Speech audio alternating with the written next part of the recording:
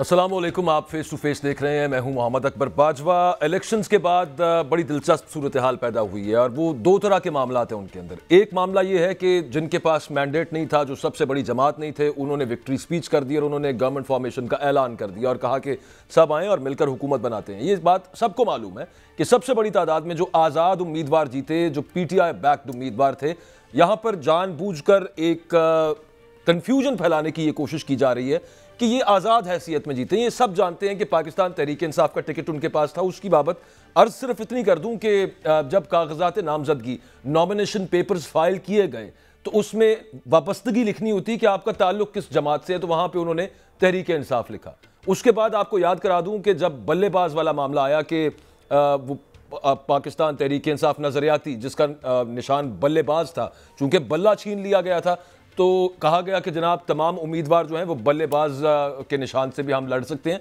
उस पर election commission ने फैसला दिया और कहा कि चूंकि आप अपने कागजात नामजदगी में अपनी वाबस्तगी तहरीक इंसाफ लिख चुके हैं, लिहाजा आप दूसरा इंतखाबी निशान अब नहीं ले सकते, किसी और पार्टी को आप ज्वाइन नहीं कर सकते। विच मेंट के ये पाकिस्तान तहरीक इंसाफ के आज़ाद उम्मीदवारान हैं जो कामयाब हुए। लेकिन उसके बावजूद अभी एक खबर आपने देखी होगी, वसीम कादर साहब NA 121 से जो जीते लाहौर से, उन्होंने ज्वाइन कर ली जाके पाकिस्तान मुस्लिम लीग नवाज। मामला यहाँ पर रुकेगा नहीं। उसकी वजह यह है कि ये फ्लोर क्रॉसिंग की शिक इन पर लागू हो जाएगी और जो कि आईन पाकिस्तान के मुताबिक 63(1)A के मुताबिक। और दूसरा मामला ये है कि एहतजाज कर रही है पाकिस्तान तहरीक इंसाफ की हमारी बहुत सारी नशिस्तों पर हमें हरवा दिया गया। उनका इल्ज़ाम ये है कि हमारे पास फॉर्म 45 मौजूद हैं, गलत फॉर्म 47 बनाए गए। तो एहतजाज जो कर रहे थे लोग, जगह जगह पर पंजाब के अंदर गिरफ्तारियां हुई हैं। पुरअमन एहतजाज उनका हक है, लेकिन उसके बावजूद गिरफ्तारियां हुई हैं। तो जो रियासत का, जो निगरान हुकूमत का रवैया है एक जमात यानी पाकिस्तान तहरीक इंसाफ के कारकुनान और वोटर्स के साथ, वो वैसे का वैसा ही नजर आ रहा है, बावजूद इसके कि वो एक बड़ा मैंडेट लेके दोबारा आए हैं, जीते हैं उनके उम्मीदवारान। एक ब्रेक लेके इन दोनों मामलात के ऊपर तफसील के साथ बात करेंगे। आरिफ अमीर भट्ट हमारे साथ होंगे, हबीब अकरम साहब भी हमें ज्वाइन करेंगे। Stay with us.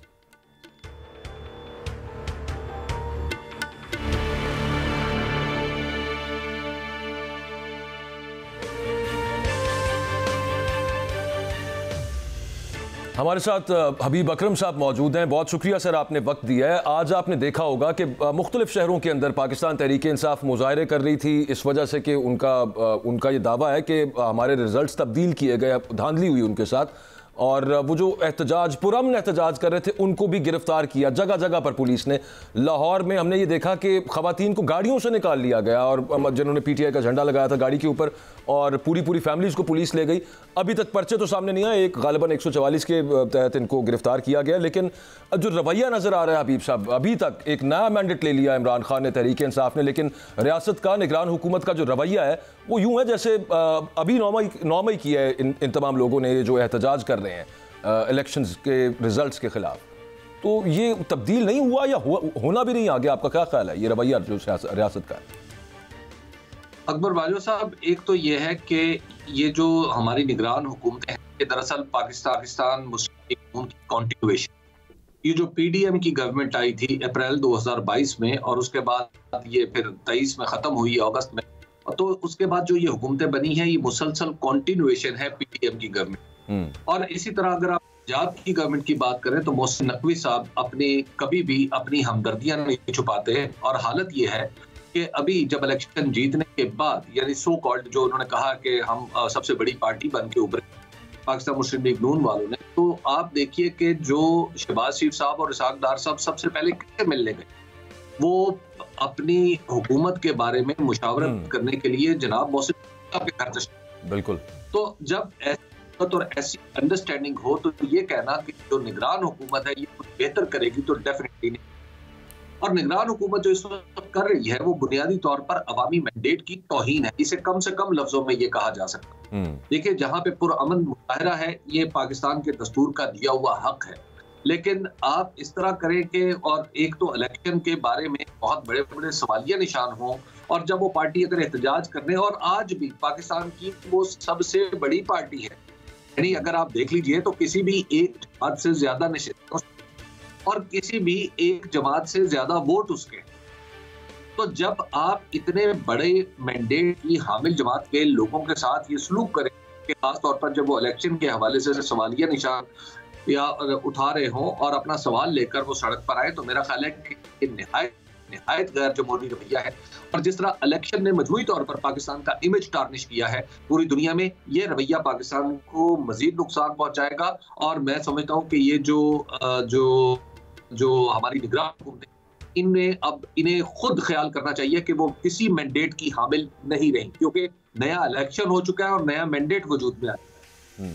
अच्छा हबीब साहब, नया इलेक्शन हो गया है, नया मैंडेट आया है अब और बड़ा मैंडेट आया है, लेकिन उसके बावजूद to name a few people, Qamar Zaman Kaira sahab, मेरी उनसे बात हुई, मरियम औरंगजेब साहिबा से बात हुई, उनसे जब मैंने पाकिस्तान तहरीक, क्योंकि वो आज़ाद, इनको बार बार खुद वो कहते हैं कि जी आज़ाद हैं आज़ाद हैं, दे डोंट इवन से कि ये PTI बैक्ड या इमरान खान के नाम पर वोट लेकर ये आज़ाद उम्मीदवार कामयाब हुए हैं।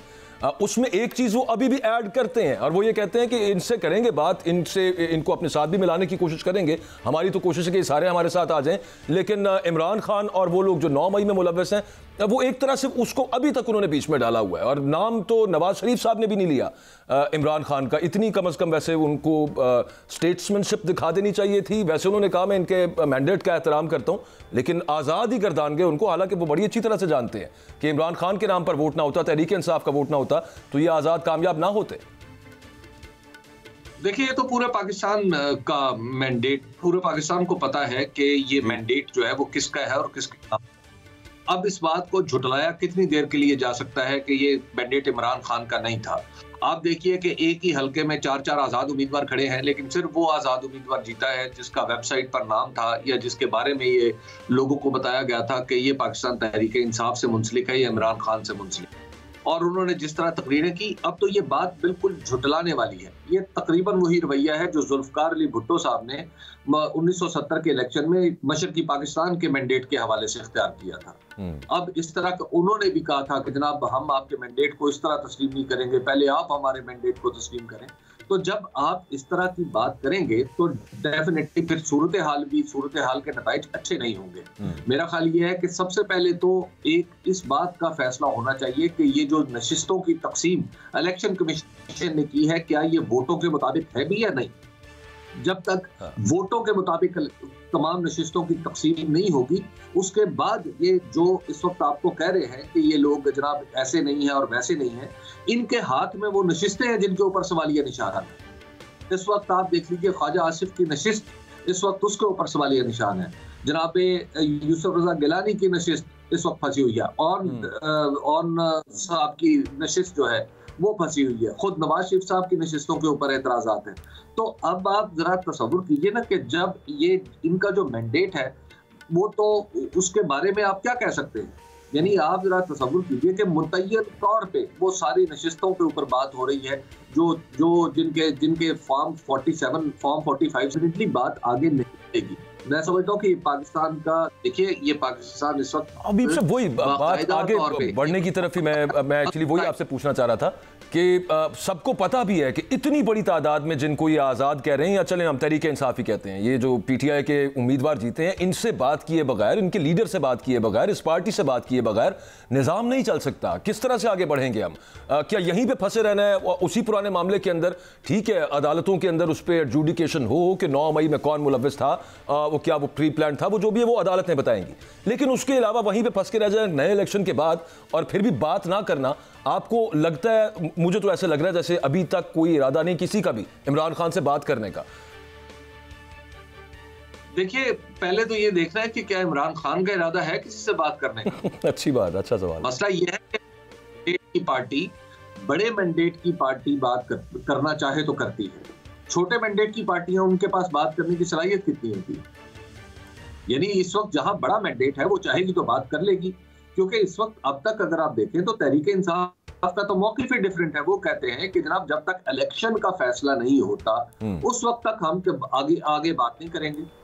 जब इलेक्शन का फैसला ही नहीं हो पा रहा, क्या आपको यकीन है कि पाकिस्तान मुस्लिम लीग नून की जितनी भी 70 या 80 या 75 नशिस्तें हैं, या पाकिस्तान पीपल्स पार्टी की या MKM की, या बाकी जितनी नशिस्तें हैं, नहीं, अब वो तो खैर आपने भी सर्विस किए, मैं उस पर आपसे पूछना चाह रहा था, वो मैंने कहा मैं एग्जैक्ट आपका एंड पे पूछूंगा, चलें उस पर बात कर लेते हैं थोड़ी सी। और वो ये है कि बहुत सारी जगहों पर एक तो जाकर कुछ सर्वेज के और पोल रिजल्ट्स जो थे वो बता रहे थे कि पीटीआई कामयाब होगी, उसके अलावा जो रिजल्ट्स हम देखते रहे, इनिशियल ट्रेंड जो बना उसको भी देखते हुए हमें नजर आया कि एक ही तरफ ट्रेंड गया। जब रिजल्ट्स रुके तो एक ही जमात के हक के अंदर रिजल्ट्स आना शुरू हो गए। अगर बाकायदा रुके होते तो दोनों की तरफ कोई ना कोई मामला चलता, लेकिन नहीं, वो सिर्फ एक पीटीआई की तरफ। वो आपके ख्याल में पीटीआई की कितनी नशिस्तें बनती थी, या चले यूं कर लीजिए कि पीएमएलएन को कितनी एक्स्ट्रा सीट्स मिली हैं? देखिए, मेरे ख्याल में पाकिस्तान तहरीक इंसाफ को जहां नुकसान पहुंचा है, या जिन आप यूं कह लीजिए कि पाकिस्तान तहरीक इंसाफ को तो बीच में से निकाल दीजिए। हम ये बात इसलिए नहीं कर रहे कि तहरीक इंसाफ की नशिस्तें हैं या पीएमएलएन की नशिस्तें। बात यह है कि पाकिस्तान के अवाम का वोट है, जिसके नतीजे में एक मैंडेट वजूद में आता है दस्तूर के मुताबिक, और फिर एक वो मैंडेट कराची में पाकिस्तान तहरीक इंसाफ की तरफ। पाकिस्तान तहरीक इंसाफ को नशिस्तें मिलना ना मिलना एक अलग बात है, लेकिन सवाल यह है कि क्या एमक्यूएम का जो मैंडेट है कराची में, क्या वो दुरुस्त है?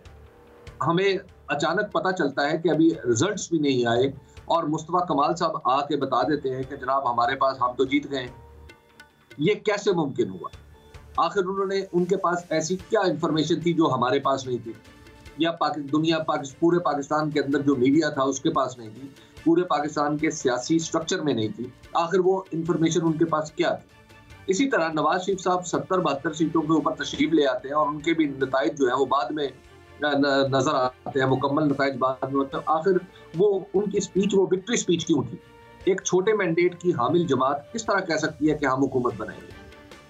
इसी तरह आप पाकिस्तान पीपल्स पार्टी के जनाब राजा परवेज अशरफ, साबिक वजीर आजम, जनाब यूसुफ रजा गिलानी साहब, साबिक वजीर आजम, जनाब उनके साहबजादे, इसी तरह आप जो नूर आलम खान साहब पेशावर में, ख्वाजा आसिफ साहब साबिक वजीर दिफा जो सियालकोट से जीते हैं, ये सब वो नशिस्तें हैं जिनके ऊपर सवालिया निशान है।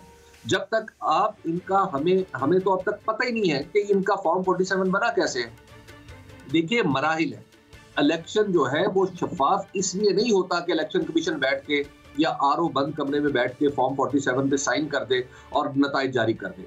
इलेक्शन की जो इलेक्शन की शफाफियत है वो 3 मराहिल में होती है। एक मरहला वो है कि जब आपके कागजात नामजदगी जमा होते हैं, दूसरा मरहला वो है कि जब आपका वोट डलता है, और तीसरा मरहला प्रिजाइडिंग ऑफिसर, जो हर पोलिंग स्टेशन का रिजल्ट है वो चस्पा होना है उस इलाके में, जिसका मुझे भी पता है, आपको भी पता है, पूरे पाकिस्तान को पता है कि फलां पोलिंग स्टेशन नंबर 90,600 में से जो फलां पोलिंग स्टेशन था लाहौर का, या फलां जो पोलिंग स्टेशन था गवादर का, या फलां पोलिंग स्टेशन खैरपुर का था, तो वहां पे नतीजा ये रहा, और वहां पे पहले नंबर पे ये पार्टी आई, दूसरे नंबर पे ये आजाद उम्मीदवार आया, तीसरे नंबर पे कोई और आजाद उम्मीदवार आया। तो जब ये सारा जो प्रोसेस है, जिसे कहते हैं ना, इंसाफ होना नहीं चाहिए, होते हुए नजर भी आना चाहिए। तो इलेक्शन की शफाफियत सिर्फ उसके हतमी नताइज में नहीं है, इलेक्शन की शफाफियत प्रिजाइडिंग ऑफिसर के रिजल्ट से शुरू होती है। तो हमें पता ही नहीं है, यानी कि इन जितनी भी जो जमातें, जितने भी ये सीटें नशिस्तों की हम बात कर रहे हैं, क्या आपके पास या पाकिस्तान में किसी के पास कोई पता है कि जनाब इनके अंदर पोलिंग स्टेशन कितने थे और कितने पोलिंग स्टेशन से कौन जीता? यकायक फॉर्म 47 के ऊपर दस्तखत करवा लिए थे? ये नहीं होगा। इस तरह इलेक्शन का तस्लीम किया जाना बहुत मुश्किल है। तो फॉर्म 45 को यकसर नजरअंदाज करके और हर जगह के ऊपर, और वो डायरेक्ट फॉर्म 47 के ऊपर चले गए। मरियम औरंगजेब साहिबा से उस दिन इलेक्शन नाइट के ऊपर हमने भी ये पूछा कि नवाज शरीफ साहब के हलके के अंदर जो यास्मीन राशिद साहब हैं, उनके पोलिंग ऑफिसर्स के, पोलिंग एजेंट्स के पास तकरीबन तमाम फॉर्म 45 मौजूद है। उन्होंने उसको रबिश कर दिया बिल्कुल, और उन्होंने कहा कि नहीं, वो फॉर्म 47 पे बात करेंगे। वो हमें समझ आया, लेकिन अब सवाल ये, हबीब साहब आप बिल्कुल दुरुस्त बात कर रहे हैं, जिन रिजल्ट्स की वैलिडिटी चैलेंज्ड है और क्रेडिबिलिटी नहीं होगी इन रिजल्ट्स की, इस तरह के, और फिर अब ये इसरार है कि चले आगे चलें, मिट्टी पाओ और आगे को चलें, तो इस तरह की असेंबली कितनी देर चलेगी? ये हमने देखा कि जब क्रेडिबिलिटी के ऊपर पिछली गवर्नमेंट पे भी सच्चे या झूठे इल्जामात लग गए थे, तो बड़ी मुश्किल पेश आई थी इमरान खान की हुकूमत को भी हुकूमत चलाने के अंदर। ये वाली कितनी देर चल पाएगी? ये तो बहुत ही ज्यादा मुतरा से हो रही है। हुकूमत नहीं चल सकती, कोई भी इस तरह की हुकूमत, इस तरह के मैंडेट जिसकी लेजिटिमेसी क्वेश्चन हो रही हो, उसके लिए चलना बहुत मुश्किल हो जाएगा। क्योंकि आप देखिए कि वजीर, अगर फर्ज किया नवाज शरीफ साहब वजीर आजम बनते हैं, तो उनकी अपनी सीट के बारे में क्या पूरी कौम को ये यकीन है कि वो जीते हैं? शहबाज शरीफ साहब के बारे में किसी ने बात की है कि शहबाज शरीफ साहब गलत जीते हैं? क्या मरियम नवाज के बारे में किसी ने बात की है कि वो गलत जीती है? भाई मुतय्यन है, NA 130 पे नवाज शरीफ साहब होते या नवाज शरीफ साहब की जगह कोई भी होता। जहां पे धांधली होगी या धांधली का इम्कान होगा या धांधली के अंदेशे होंगे या धांधली का शक होगा, तो वही बात होगी ना। तो आप देखिए कि क्या पाकिस्तान मुस्लिम लीग नून की जीती सारी नशिस्तों पे तो बात नहीं हो रही, ठीक है। नवाज शरीफ साहब, हमजा शहबाज साहब की जो नशिस्त है, क्या उस पर किसी ने अब तक बात की है? इलेक्शन आज 8 तारीख से अब तक कितना टाइम गुजर चुका है, किसी ने कोई बात नहीं की। तो लिहाजा जहां पे धांधली नहीं है वहां पे कोई बात नहीं कर रहा, लेकिन जहां पे इस तरह के इम्कानात मौजूद है और उन वहां पर शक को, मुख्तलिफ सवालात का जवाब ना मिलना उस शक को तकवीयत दे रहा है, तो वहां पे बात होगी। तो लिहाजा अहम तरीन बात यह है कि पहले हम ये तयन कर ले कि मैंडेट किसका कितना है। तो वो मैंडेट जो है, क्या पाकिस्तान मुस्लिम लीग नून के पास वही मैंडेट है जो अब तक इलेक्शन कमीशन ने जिसका ऐलान किया है? क्या पाकिस्तान पीपल्स पार्टी और MKM के पास वही मैंडेट है जिसका उन्होंने ऐलान किया? ऐसा नहीं है। बहुत सारे लोग ऐसा कह रहे हैं कि ऐसा नहीं है। तो जब ऐसा नहीं है तो सिलेक्शन के कुछ चीजें जो, अच्छा आप देख लीजिए कि 266 में से जो पूरे इलेक्शन के ऊपर सवाल उठ रहा है वो तो तकरीबन 60 नशिस्तों के ऊपर है। बहुत शुक्रिया, हबीब अकरम साहब हमारे साथ मौजूद थे। और ये बड़ी तशवीशनाक बात है जो आखिरी उन्होंने की कि पाकिस्तान आगे बढ़ेगा कैसे। इलेक्शंस होते ही इस वजह से, इलेक्शन करवाए ही इसलिए थे कि हम आगे बढ़ें, लेकिन जो मामलात यहाँ पर बन गए दोबारा से और बनाए जा रहे हैं, उनसे तो बड़ी एक ग्रिम सूरत हाल सामने आ रही है। एक ब्रेक लेते हैं, यहाँ पे ब्रेक से बाद आके इसी डिस्कशन को कंटिन्यू करें।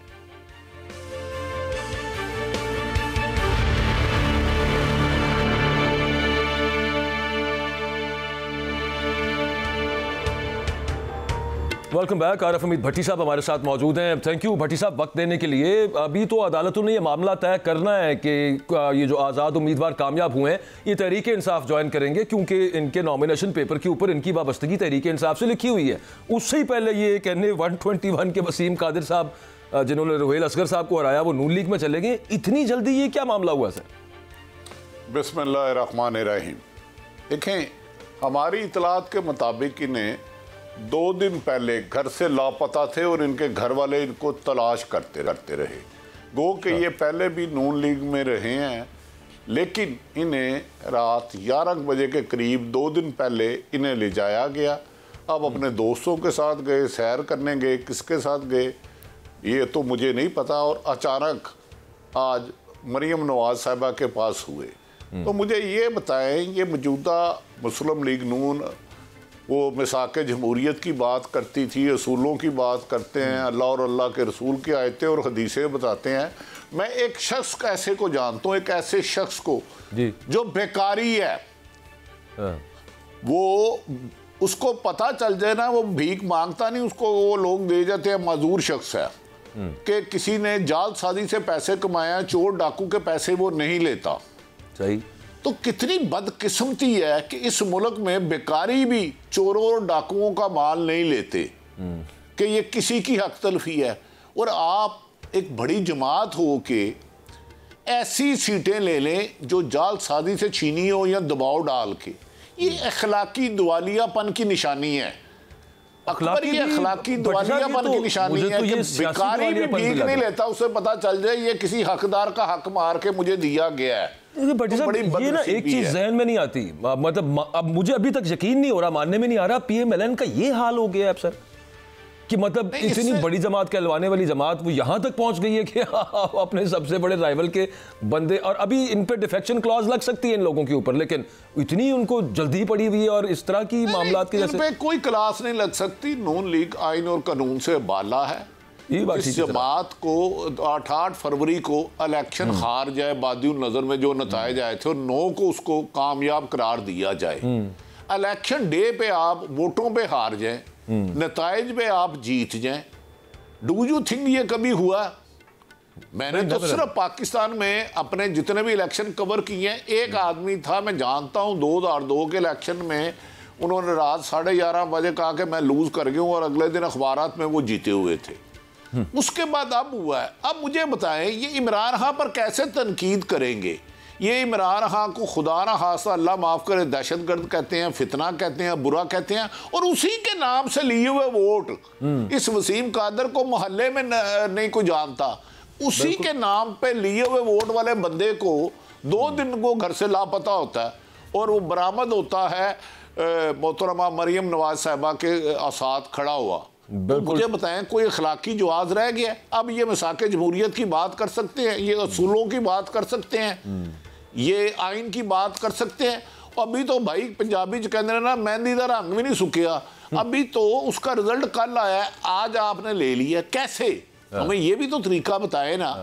ये वसीम कादर को खुला छोड़े, मीडिया से बात करे, पता चले ये घर से कौन लेके गया था, किन दोस्तों के साथ गया था, क्या हुआ, और इतनी तेजी में बदल लिया। तो अंदाजा करें ये मुल्क के साथ करेंगे। हो सकता है भट्टी साहब वो शुमाली इलाका जात की सैर करने गया हो, वहां से होके 2 दिन बाद वापस। देखिए, सैर करने गया हो, बरामद कहां से हुआ? एक बच्चा से वो डायरेक्ट तलाशे गुमशुदा होता, घर से चले जाता, वहां से डायरेक्ट मॉल्टन पहुंच गया वो। 2 महीने 2-3 बाद वो बच्चा मिलता है। सबसे पहले इन्वेस्टिगेशन होती है, ये बच्चा कहां गया था, कहीं कोई उठा के ले गया था, अपनी मर्जी से गया था, रास्ता घूम गया था। ये भी तो इम्पोर्टेंट है कि ये बच्चा है किसका, ये जानना भी तो इम्पोर्टेंट। बच्चा तो कन्फर्म है किसका, लेकिन जो बच्चा गोद ले रहा है वो तो गोद लेने के काबिल ही नहीं है, उसका बच्चा नहीं है वो। उसका जिसका बच्चा है उस पर वो पिछले 20 माह से ऐसे वार कर रहे हैं कि दुश्मन भी नहीं करता।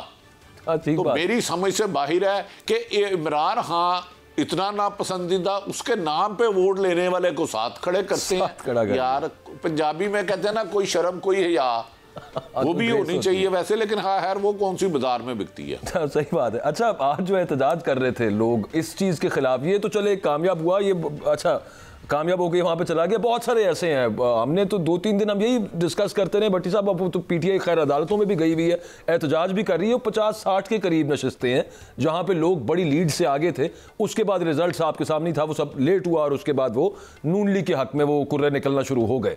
लेकिन पुरअमन एहतजाज तो सर शहरियों का हक है। पुलिस आज लाहौर के अंदर आपने भी देखा होगा जिस तरह का उन्होंने क्रैकडाउन किया, इतने मुजाहिरीन ने थे जितने पुलिस वाले वहां पे इकट्ठे थे, और यूं इस तरह का माहौल बनाया गया जैसे पता नहीं खुदा न खास्ता कोई 9 मई होने लगा है। और कोई जान के ऐसा नहीं करता और ना, लेकिन एहतजाज पुरअमन तरीके से करना तो हक है। निगरान हुकूमत का रवैया इतना बड़ा मैंडेट लेके आने वाली जमात के साथ तब्दील क्यों नहीं हुआ भट्टी साहब? निगरान हुकूमत पहले दिन से बायस्ड थी, पहले दिन से मुतनाज़ा थी। इलेक्शन कमीशन पहले दिन से मुतनाज़ा है। निगरान हुकूमत ब्यूरोक्रेसी 90% पहले दिन से मुतनाज़ा है। मैं 3 DRO को मिला हूँ, अब मैं उनके नाम नहीं बताऊँगा, वो रात को उनके बच्चे छोटे हैं उठाए जाएंगे। उनमें से 2 ने, एक ने रिज़ल्ट चेंज करने से इनकार कर दिया था। उसके साथ क्या हुआ, अल्लाह ताला उसको महफूज रखे।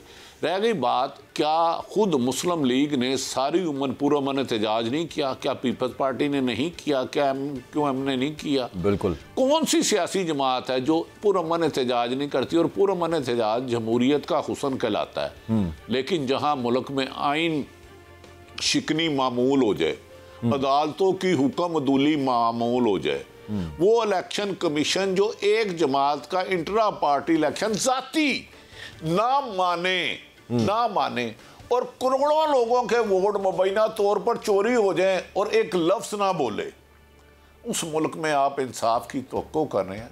इंसाफ हो सकता है भट्टी साहब इलेक्शन कमीशन नहीं कर रहा, हो सकता है सुप्रीम कोर्ट की नजर पड़ जाए, चीफ जस्टिस साहब की नजर पड़ जाए। देखिए चीफ जस्टिस उन्होंने भी तो इंटर पार्टी इलेक्शंस के हवाले से फैसला किया था ना, तो पूरे पाकिस्तान के इलेक्शंस हैं। पूरी दुनिया, इंटरनेशनल मीडिया बता रहा है कि इलेक्शन मुतनाज़ा है। पूरी दुनिया, अगर नहीं नजर आ रहा तो पाकिस्तान के साहिब इक़्तिदार लोगों को, निगरान हुकूमत को नहीं नजर आ रहा। मेरी तो समझ के बाहर है कि इंट्रा पार्टी इलेक्शन। आपके ख्याल में सुप्रीम कोर्ट को भी नजर नहीं आएगा? क्या समझ? मुझे नहीं पता, ये तो वो जाने। लेकिन इंसान के लिए सुप्रीम कोर्ट का सबसे बुनियादी फर्ज है इंसानी हुकूक की जहां भी वायलेशन हो उस पर कार्रवाई करें। अब हो सकता है आज कल ले लें, ये भी पता चल गया कि रेहाना तकरीबन 50-51 हज़ार से जीत रही थी। पूरी दुनिया ने देखा, लातादाद जीते हुए लोगों को हरा दिया गया। तो अगर एक वोट की चोरी, एक साइकिल चोरी पर सजा हो सकती है, तो करोड़ों वोट चोरी करने वालों को सजा होनी चाहिए, उहदे नहीं मिलने चाहिए। ये मेरी राय है। अगर कहीं चोरी की है, किसी ने जालसाजी से ली है या चोरी सीट ली है, अगर चोरी करके चोरी के पानी से वजू जायज नहीं है, चोरी के पानी के वजू जायज नहीं है जो आप नमाज की अदायगी के लिए करते हैं, तो चोरी का ओदा उम्मीद अच्छी रखते हैं, एमएनए हो, कोई भी सीट हो, हाँ, कैसे जायज हो सकती है? बिल्कुल दुरुस्त। उम्मीद अदालतों से हम, और फिर है क्या हमारे पास आखिरी तो यही है कि अदालतों से हम उम्मीद रखें। एक चीज सर ये बताएं, ये बड़ी सारी रूमर्स, अफवाहें गर्दिश कर रही हैं कि इमरान खान से कोई मिलने गया, कोई हाई लेवल मुलाकात हुई, कोई कहता है बात हुई, कोई कहता है इमरान खान ने बात करने से इनकार कर दिया। हमारा एक मुख्तलिफ एक बाजार गर्म है अफवाहों का। क्या सदाकत क्या है, मामला क्या चल रहे हैं? किसी ने कोशिश, मतलब has someone approached Imran Khan? देखें, मुलाकात हुई या नहीं हुई उसके बारे में तो मैं आपको 100% नहीं कहता, लेकिन पिछले 20 माह से जो हो रहा है, जो जुल्म सितम की दास्तां बनाई जा रही है, इमरान खान को इक़्तिदार से दूर रखने के लिए हर स्टेप बादिल नज़र में नज़र आ रहा है। उनकी गिरफ्तारी से लेके उन पर 200 मुकदमात, पूरी की पूरी पीटीए की लीडरशिप इस वक्त तो यहाँ गिरफ्तार है या जेलों या भागे हुए हैं। तो मेरी इतला है कि पीटीआई को, जो खुद बैरिस्टर गोहर कह रहे थे इमरान खान साहब से आया 170 सीटें या 150 थी, ये 250 भी ले देते तो इनकी हुकूमत नहीं बनने दी जानी थी। ये मेरी इतलात हैं, जो मैंने खबरें इधर उधर से सुनी हैं। फैक्ट्स क्या हैं ये तो अल्लाह बेहतर जानता है, क्योंकि तहिया किया हुआ था कि इमरान खान को इक़्तिदार में नहीं आने देना। अगर आने देना होता तो 200 मुकदमात ना होते, उन पर कातलाना हमला ना होता, साइफर जिसे एतजाज अहसन सिफर कहते थे उसमें सजा ना होती, तो शाहाना जो हार उन्होंने पैसे दे के लिया, नवाज शरीफ और जरदारी जिन गाड़ियों पर पाबंदी थे वो लिया, तो उन्हें कोई सजा नहीं। हीरे ग्राम में ना इद्दत केस पे जो एक मियाँ बीवी का एक ऐसा मुकद्दस रिश्ता होता है और उस पर जो बयानबाजी की गई, डू यू थिंक ये इमरान खान को हुकूमत में देने के लिए कि ये डर रहे हैं, ये खौफजदा है कि डयाला जेल में बंद एक शख्स के नाम पर अगर पाकिस्तानी कौम 25 करोड़ अवाम वाज़ेह अक्सरियत से निकल के उसे कामयाब कर सकती है अगर डयाला जेल से वो बाहर आता है। बिल्कुल ठीक है, वो भट्टी साहब देखने वालों को जवाब मिल गया होगा। Thank you very much for your time. एक ब्रेक से वापस आएंगे, एमक्यूएम रहनुमा अमीनुल हक साहब हमारे साथ होंगे, उनसे पूछेंगे कि इस दफ़ा भी हुकूमत का हिस्सा तो वो बनने जा रहे हैं, किन शराइत के ऊपर और क्या बारगेन्स चल रही हैं। ब्रेक के बाद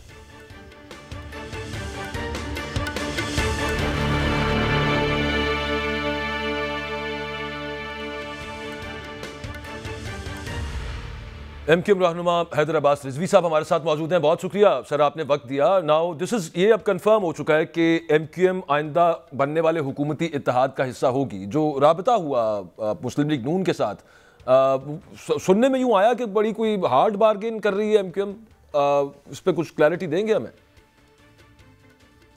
अभी हमारा वक्त वहाँ से वापस आएगा और वापस आकर रास्ता कमेटी को ब्रीफिंग देगा, तभी हम कोई हतमी बात करने में कामयाब होंगे। ठीक, अभी तो इस सिलसिले में जाहिर है कि कोई वजाहत हम बगैर जाने कुछ भी नहीं कर पाएंगे। अच्छा रिजवी साहब, most probably Pakistan Peoples Party भी इत्तेहाद का हिस्सा होगी, तो अगर आप भी होते हैं और फेडरल गवर्नमेंट फॉर्म करते हैं तो सिंध में क्या ऑपोजिशन में होगी एमक्यूएम, और वो फिर अगेन उसी तरह किसी सूरत हाल बन जाएगी कि यहाँ पे ये पहले भी हो चुका है, एक जगह पे आप एलाइज भी हैं, दूसरी जगह पे एक दूसरे के खिलाफ बयान जारी होंगे, अपोजिशन का रोल होगा, तो हाउ वुड इट लुक? देखिए, अभी मैं आपसे यही अर्ज कर रहा हूँ ना कि अभी तो खद्दो-खाल वाज़ेह ही नहीं है। हाँ, और कोई वजाहत ही नहीं है इस सिलसिले में कि क्या बात हुई है, पीपल्स पार्टी की क्या बातचीत हो रही है नून के साथ, हमारी क्या गुफ्तगू हुई है, ये हमें अभी अंदाजा नहीं है। हम बैठेंगे, गौर व खौस करेंगे, देखेंगे कि क्या क्या प्रोबेबिलिटीज बनती हैं, उसके बाद कोई सूरत हाल सामने आएगी। ठीक हो गया। तो ये क्या ये भी हो सकता है कि आप सिंध गवर्नमेंट में भी पीपल्स पार्टी के साथ हो? देखिए मैं आपसे ये अर्ज कर रहा हूँ ना कि अभी तो सूरत हाल हमारे सामने तो वाक़ई हो जाए, मैं आपको पहले अच्छा ठीक है, मैं नहीं चले हाइपोथेटिकली स्पीकिंग सर, वो तो अंदाजा ये तो कंफर्म है ना तकरीबन कि एमक्यूएम हिस्सा होगी फेडरल गवर्नमेंट का। भैया मैं जब तक मेरे सामने कोई कॉन्क्रीट बात नहीं हो, मैं आदी नहीं हूँ कि कोई कमेंट कर दूं ना। तो देखिए वहां से क्या बात करके आए हैं, क्या चीजें बात हुई है। जब तक डेवलपमेंट्स नहीं होंगी मैं कुछ भी नहीं कह पाऊंगा इस हवाले से। चलिए वो देर सवेर डेवलपमेंट तो सर हो ही जाएगी। गुजारिश ये है कि अब जैसे बलदियाती इंतखाबात के अंदर आप लोगों ने बॉयकॉट किया, यहाँ पे वो तो ऐसे लग रहा है आप बॉयकॉट ना करते उस वक्त तो आप तो पूरा कराची बलदिया का भी आप लोग इलेक्शन स्वीप कर जाते। और यहाँ पे माशाल्लाह जितनी सीट्स कराची आपको शहर से मिली हैं, you're the single largest party from Karachi, तो वो फिर एक गलती थी एमक्यूएम की क्या? हमारा मुद्दा बल्दियाती इंतखाबात में कुछ और। हमने मरदमशुमारी में 70 लाख लोगों को वागुजार कराया था ना, उसको बल्दियात को भी रिफ्लेक्ट होना चाहिए था और कराची की बल्दियाती 70 नशिस्तें बढ़नी चाहिए थी। ठीक, हम इस बात पर मुसर थे और आखिरी दिन तक थे कि हमारी बल्दियात में नशिस्तें 70 बढ़नी चाहिए, जिस तरह कौमी और सूबाई असेंबली में बढ़ी हैं कराची की आबादी बढ़ने के बाद। जिन लोगों को सिर्फ मेयरशिप अजीज थी उन्होंने इलेक्शन में हिस्सा लिया। हम अपने मौके पर कायम रहे कि जनाब 70 नशिस्तें कराची की बढ़ाओ, तो नहीं बढ़ी। ठीक है, तो हम तो उसको लेजिटिमेट मानते ही नहीं है। चलें, ये that will be interesting to see कि ये किस तरह से आगे फेयर आउट करेगा कि बड़ी आपकी एक उसूली लड़ाई है पाकिस्तान पीपल्स पार्टी के साथ, और क्या उनके साथ कल को आप गवर्नमेंट फॉर्मेशन में हो सकते हैं। हैदराबाद रिजवी साहब का बहुत शुक्रिया, और वो यही फरमा रहे थे कि अभी चीज़ें क्लियर नहीं है, लेकिन ये तकरीबन क्लियर है चीज़ कि MQM will be part of that government जहाँ पर पीपल्स पार्टी भी होगी। दूसरी तरफ एक और मामला चल रहा होगा सिंध के अंदर, देखेंगे जो भी सूरत हाल बनती है। प्रोग्राम का वक्त खत्म हुआ, इजाज़त दीजिए, अल्लाह हाफ़िज़।